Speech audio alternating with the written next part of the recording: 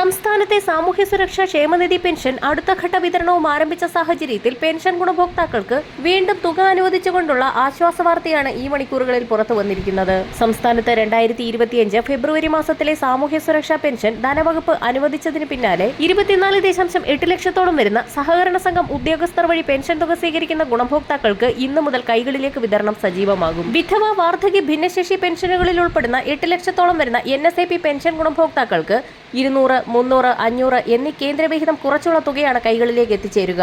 തുക കൈകളിൽ എത്തിച്ചേരുമ്പോൾ വിതരണം ചെയ്യുന്ന ഉദ്യോഗസ്ഥന് യാതൊരുവിധ തുകയും ഫീസായി നൽകേണ്ടതില്ല എന്ന് ധനവകുപ്പ് വ്യക്തമാക്കി.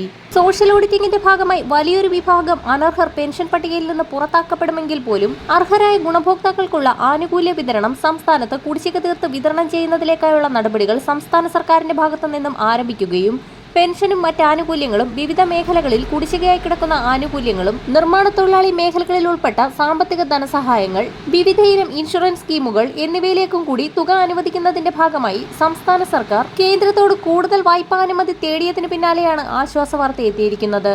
വിവിധ മേഖലകളിലായി മുടങ്ങിക്കിടക്കുന്ന പെൻഷൻ ഉൾപ്പെടെയുള്ള ആനുകൂല്യങ്ങൾ വിതരണം ചെയ്യുക, സാമ്പത്തിക വർഷാവസാനത്തിലെ ചിലവുകൾ മറികടക്കുക എന്നീ ലക്ഷ്യത്തോടുകൂടി സംസ്ഥാനം വീണ്ടും കേന്ദ്രത്തോട് കൂടുതൽ വായ്പ അനുവദിക്കണമെന്നാവശ്യപ്പെട്ടുകൊണ്ട് കത്ത് നൽകി. പെൻഷൻ കുടിശ്ശിക തീർക്കൽ, ക്ഷാമബത്ത കുടിശ്ശിക വിതരണം ചെയ്യുക, നിർമ്മാണ തൊഴിലാളി മേഖലകളിലെ കുടിശ്ശിക വിതരണം, മാർച്ച് മാസത്തിലെ പദ്ധതി ചെലവുകൾ മറികടക്കൽ എന്നീ ആവശ്യങ്ങൾ ഉന്നയിച്ചുകൊണ്ടാണ് വീണ്ടും വായ്പാനുമതി തേടിയിരിക്കുന്നത്.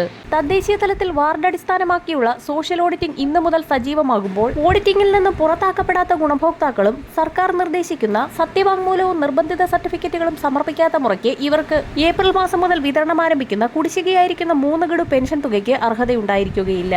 മാർച്ച് മാസത്തിലെ പെൻഷൻ വിതരണ നടപടികൾക്കായി സേവന സൈറ്റ് ക്ലോസ് ചെയ്യുന്നതിന് മുന്നോടിയായി ഗുണഭോക്താക്കൾ മാർച്ച് 20 മുൻപ് തന്നെ നടപടികൾ പൂർത്തിയാക്കേണ്ടതാണ്.